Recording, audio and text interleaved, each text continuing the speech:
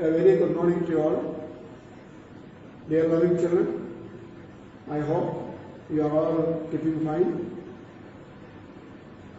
I congratulate you for getting good marks in the 8th standard, and we have now come to 9th standard to begin a new session.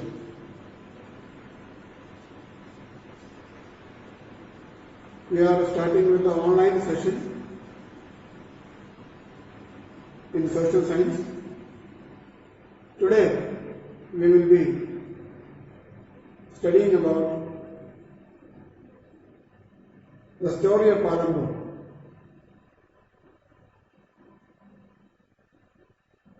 In economics, the first chapter is about the story of village Palambur.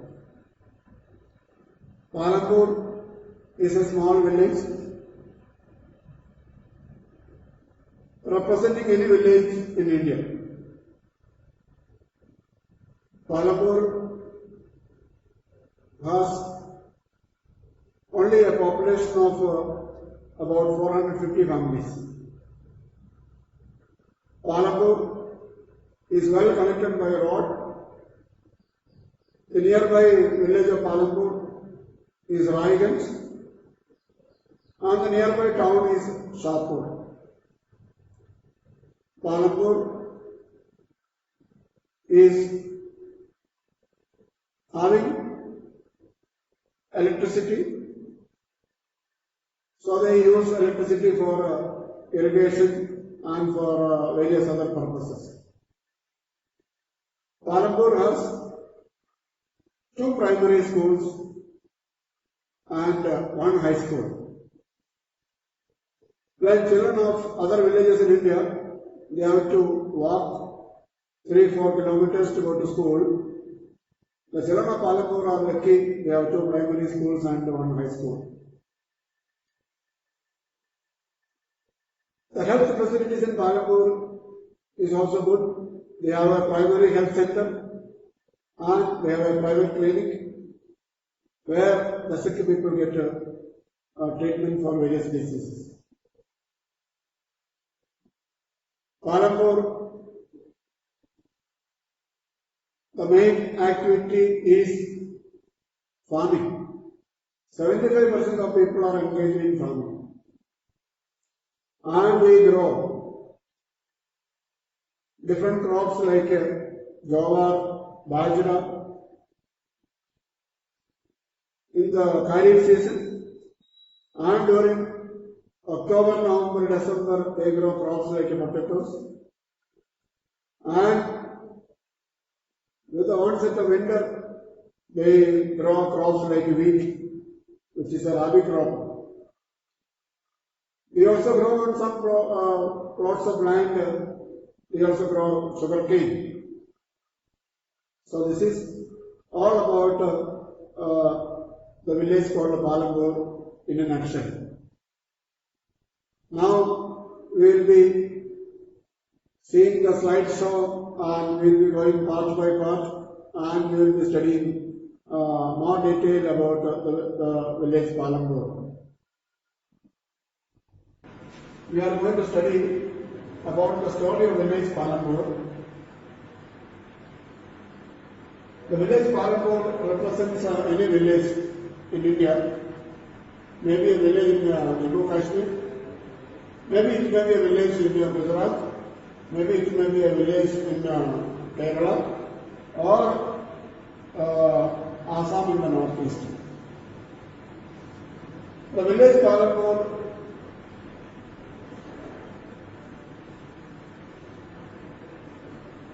has around 450 families. The village Palambur is connected with the nearest big village, Raiganj,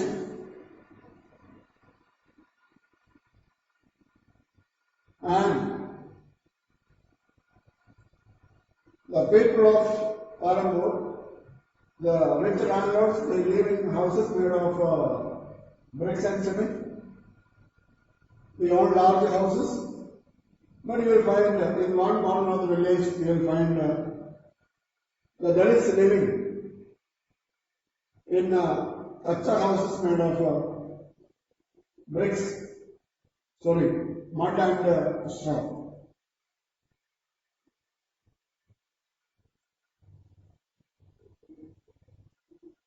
Now, let us come to the first question. How land is distributed in the Palampur? Palampur, as I told you, is a small village. There are altogether 450 families in Palampur. Out of these 450 families, there are 150 families who are Dalits. They do not own any land. That means 1/3 families of Palampur are landless. And they make a living by working in the farms of medium and large scale farmers. So they are very poor people. They make a living by working in other people's farms. There are 240 families in Palampur who own less than 2 hectares of land. They are called the medium farmers of Palampur. They cultivate their field, and most of the product or yield from their field is used for their own consumption. They have very little to sell in the market. There are 60 families in Palampur who own more than 2 hectares of land. Some of them own maybe 10 hectares of land. Farmers like Teja Singh owns 10 hectares of land. And he cultivates his field with the help of tractors and harvesters. And the surplus product from the farm is sent to the market for sale. And the surplus money he puts in the bank as a saving, or he will invest that money to buy tractors and harvesters, which he will rent to other people and make a money. Maybe he will set up some shops also in the village. So, rich farmers like Teja have surplus money, so he did not depend on anyone else for money, and for people like him, it is very easy to get even loan from banks, which is denied to the other farmers of medium farmers of Palampur. Now let us come to the next question. What are the factors required for production? Whether it is farming, whether it is industrial production, we know that land is required, labor is required, capital is required, and we should have knowledge and enterprise. So, we are going to study in detail about what are the factors of production. The first most important aspect of production is we need land. That we will be studying in detail. Then we need labor, workers. Then we need capital money to buy raw materials and to pay wages to the people. And we have entrepreneurs who organize factors of production and to take risk. The first requirement for production is land. We know that if you want to set up a farm, we need land. If you want to set up a factory, we need land. If you want to set up a school, we need land. If you want to set up a hospital, we need land. If you want to set up a park, we need land. If you want to set up a school ground, we need land. So, land is the most important requirement for production. Along with land, we need other resources like we need water, we need other natural resources like forests and other minerals. All these factors are very important for production. The second requirement is labor. Without labor, nothing can be produced. Some tasks require hard labor. You see, people are constructing a building, and so they need unskilled labor. People carrying the concrete mix, and people doing farming activity, this kind of activity, mostly you find unskilled laborers are involved. On the other hand, some tasks require highly skilled people.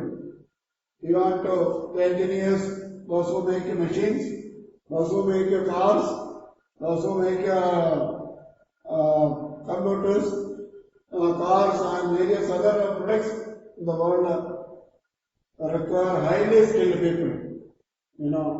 We need doctors for doing operations in the hospitals, we need engineers, we need mechanics, we need all kinds of skilled people for doing such kind of jobs. The third requirement for production is physical capital. Physical capital has got two aspects. One is called the fixed capital. Second one is called working capital. We will be studying in detail the next point.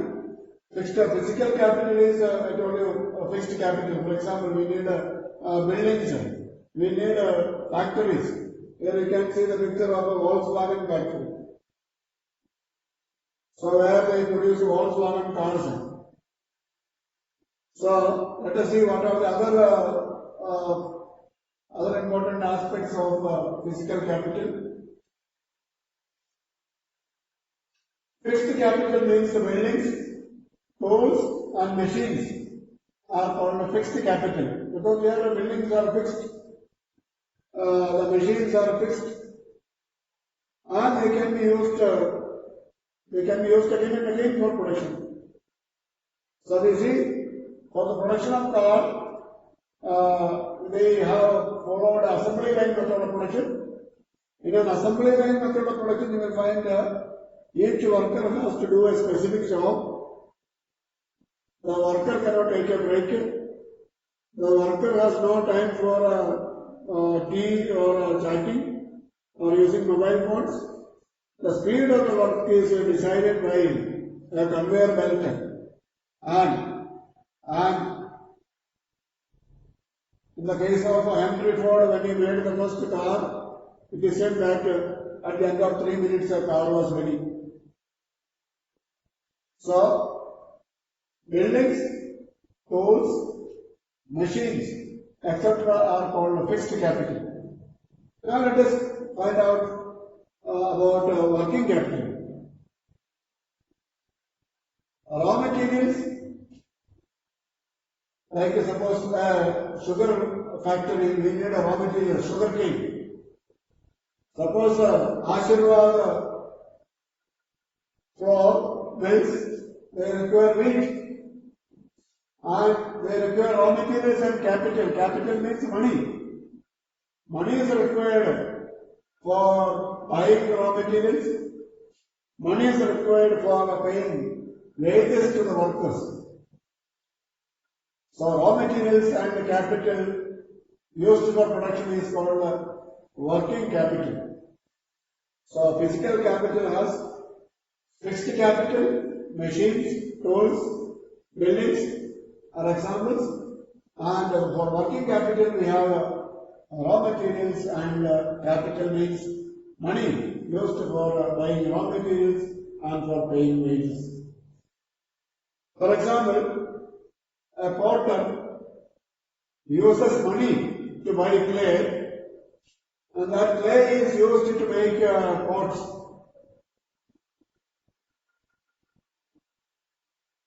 The potter's wheel can be used again and again for production. It is called a fixed capital.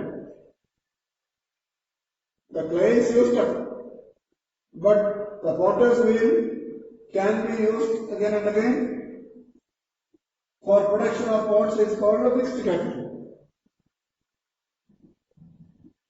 So I hope you understood from this example what is the difference between fixed capital and working capital. Potter's wheel is example of fixed capital, and the money that is used by the potter to buy clay is called working capital. Working capital and fixed capital. This is the potter's wheel. You know very well the potter uses clay to make the pots, shaping the pots with his hands. And the potter's wheel, as I told you, is an example of working capital. And the clay which he purchases by using money is called working capital. And the fourth factor of production is human capital. Human capital is used to coordinate production through land, labor, and physical capital. Human capital means the knowledge and the enterprise. The entrepreneur who starts a business. We have Ratan Tata, we have Reliance, we have the Bajaj scooter, we have Hero Honda cycle. So all these people are entrepreneurs, and they have used their knowledge to coordinate land, labor and physical capital to make a product which is useful for the people of our country, people of the world. Now, let us come to another important activity of Palanpur, that is farming. You know, 75% of the people in India is involved in farming. They make a living by cultivating. So, earlier we had a traditional method of farming. In a traditional method of farming, we will find the farmer uses plow for plowing the field.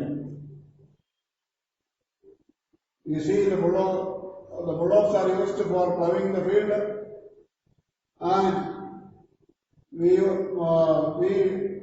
use less machines. We do not use tractors to plow the field, and that is how the farming is done.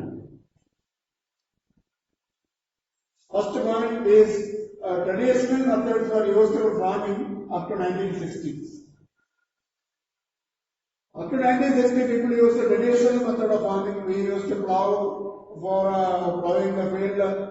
We used other methods of irrigation for irrigating the fields. Then the second point is that those days traditional seeds were used for farming. Farmers used to store seeds. They used to, after the cultivation is over, after the harvesting is over, they used to store the seeds in a special place. They used to protect it from getting damaged from insects. They used to keep some neem leaves and protect the seeds. So various seeds were used for traditional seeds were used by the farmers for cultivating. Another important factor is that they used a person wheel for irrigation. You can see here all the times people use a person wheel, and the wheel used to rotate. Somebody used to pedal it or rotate, and the water used to be collected and and that water was used for irrigation. And people those days depended mainly on rainfall. Especially in India, we know that irrigation is possible only in the northern plains and coastal plains of India. About 40% of areas in India only get proper irrigation facilities. In the Deccan Plateau of India, you will find that people still depend on the rainfall. Another important feature of our traditional method of farming, they used manure for farming. They did not use the pesticides or fertilizers on a large scale. They used cow dung, or they used compost. That is what they used for cultivation. Another feature of traditional method of farming is that lower yield of crops.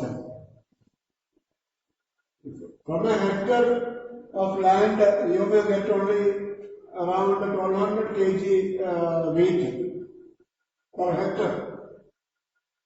But on the other hand, when we use HYV seeds, you will find the yield is almost more than double. Another important aspect of traditional farming is that it is less expensive because they don't use tractors for plowing the field. They are not using harvesters. They are not using fertilizers and pesticides. So the method of farming is very cheap. That is why in the olden times people preferred traditional farming. And now let us move to the next question. Explain modern techniques of farming. After 1960s, we will find Dr. M.S. Swaminathan introduced the Green Revolution in India. People began to use, the farmers of India began to use modern techniques of farming. We will be studying in detail. They used the tractors for plowing the field. The first important aspect of modern method of farming is that HYV seeds are used on a large scale. HYV seeds means high yielding varieties of seeds, especially for the cultivation of wheat and for cultivation of rice.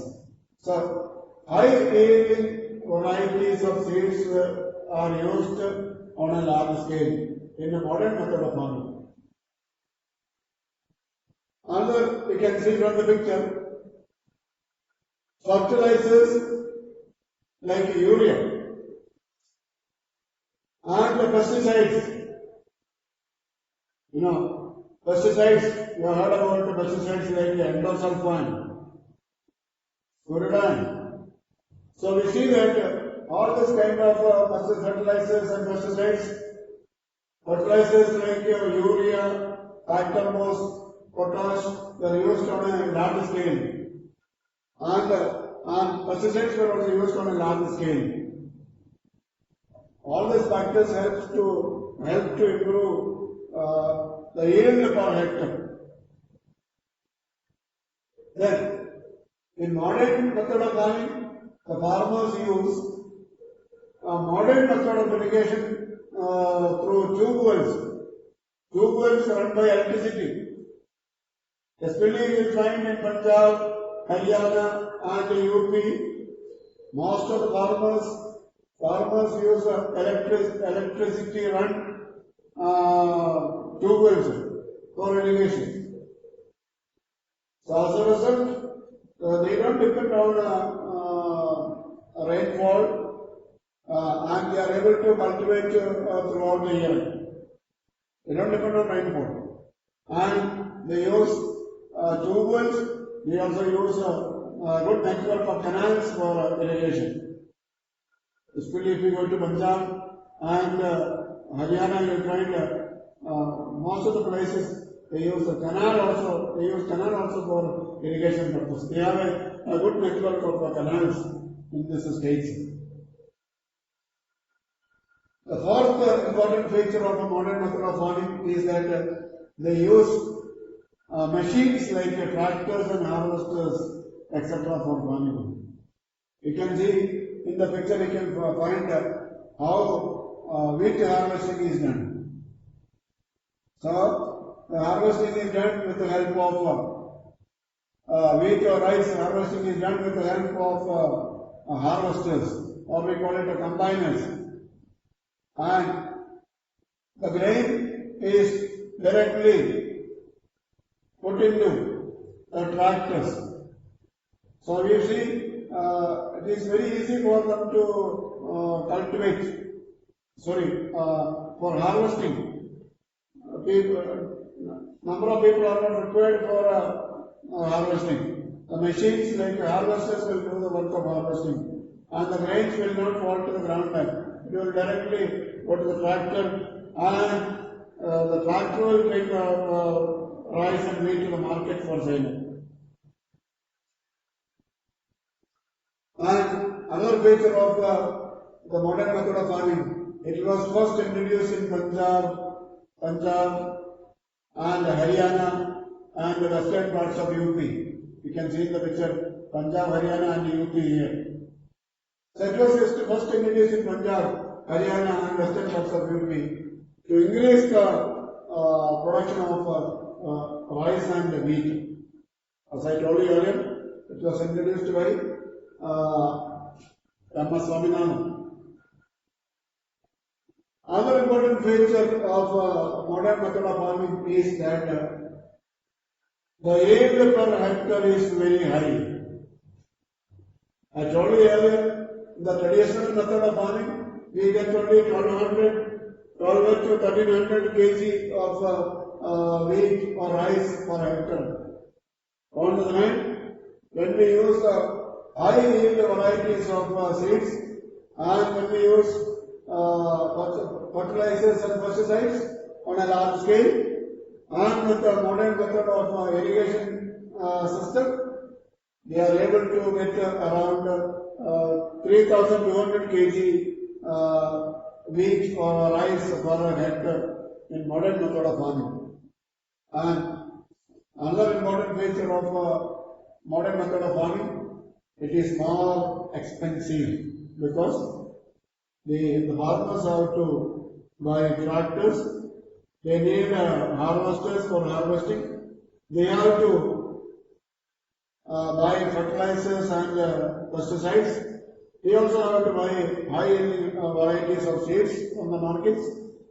All this make it more expensive for the farmers of Punjab, Haryana and UP.